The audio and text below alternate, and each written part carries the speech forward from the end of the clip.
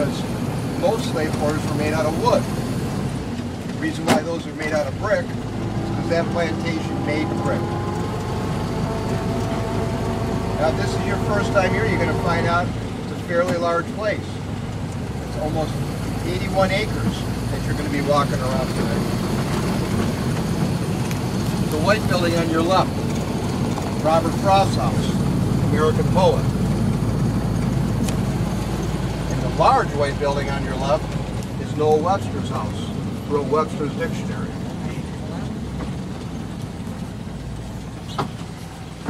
Larry, did you notice what I was talking to Howard about this morning with the little bit of rain we had the last 2 days? How much that corn grew? Oh, yeah. Unbelievable.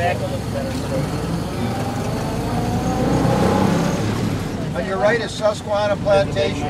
Yes. That was a tobacco growing plantation from the state of Maryland. That is tobacco growing in the mountains over there on your right.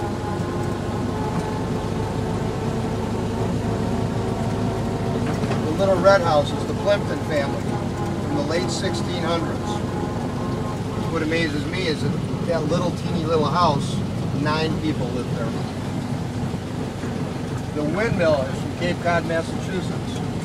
It was given to Henry Ford as a surprise birthday present by the Ford dealerships of southeastern Michigan for one of his birthdays. And we have the Daggett family on your right. Ford wanted to represent New England architecture, called a salt box design. So let's turn around here and come back up the other road.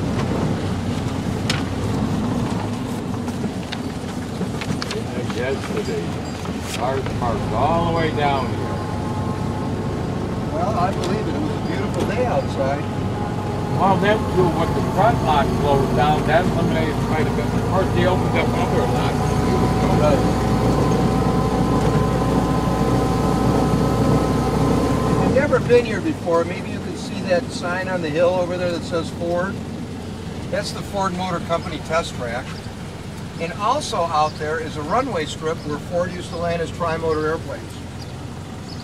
And on the other side of that is a hotel, maybe you drove by it this morning, called the Dearborn Inn Marriott. Anybody see that hotel? Yes. That hotel is actually owned by the Ford family and run by Marriott. That is the first hotel airport in America. So that makes it pretty unusual. The oldest buildings in the village are on your right. They're from the early 1600s and they came from Cotswold, England, about 2.5 hours west of London. The thing that amazes me is that roof. That is not a slate roof, that is a solid stone roof.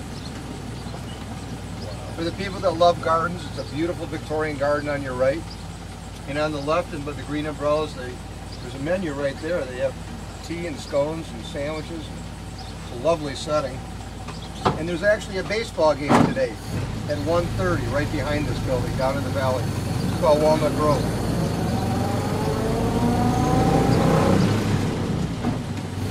The gray building, John Gidding's house. John Gidding was an American shipbuilder.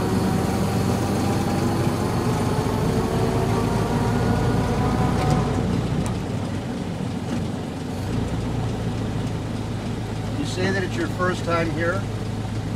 I'm a Model T driver also. I feel that if you come here, try to go for a ride on the Model Ts. Where else are you going to do that? Our Model Ts, we own 14 of them. How many? 14. And they're original, and they are dating back as early as 1914 and as late as 1927. That stone building on your right was inspired by Henry Ford's good friend. He was a clockmaker and a jewelry designer. His name was Cartier.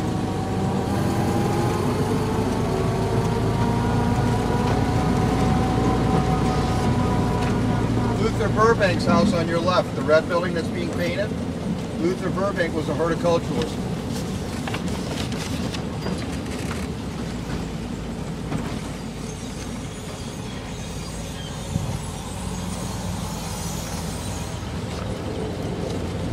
The gray building on your right was Thomas Edison's winter laboratory, and I feel that it was probably one of the first buildings that came to the village in 1929.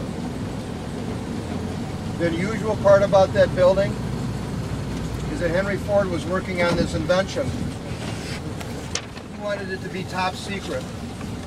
So he would come into the village and he would go into this building and shut the door and work on that invention. That invention was called the V8 engine. Sarah Jordan boarding house on your right, from the state of New Jersey. That's where the workers lived that worked at Menlo Park, New Jersey. And Menlo Park, New Jersey is on your left inside of the white picket fence.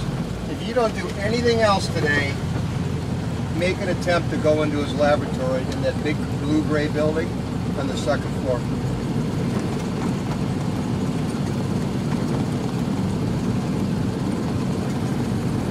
Thomas Edison did over 1,000 inventions. That's remarkable. Town Hall on the left, one of the few buildings in the village that is not original. Henry Ford built that building brand new on site in 1929. Why did he not bring that building here? Maybe because he couldn't find a city that would sell him Town Hall. The brick building coming up on my right is Sir John Bennett Clock Tower from London, England. They do ring the bells every 15 minutes, and their names are Gog and Magog. And over on the left, the white building, is Orville and Wilbur Wright's house, like the Wright brothers. And the brick building right beside it is the bicycle shop where they invented the airplane.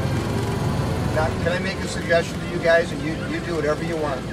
I'm headed back to the front now, and you're going to walk back into this area. You want to get out here, or do you want to walk back? Yeah, we want to.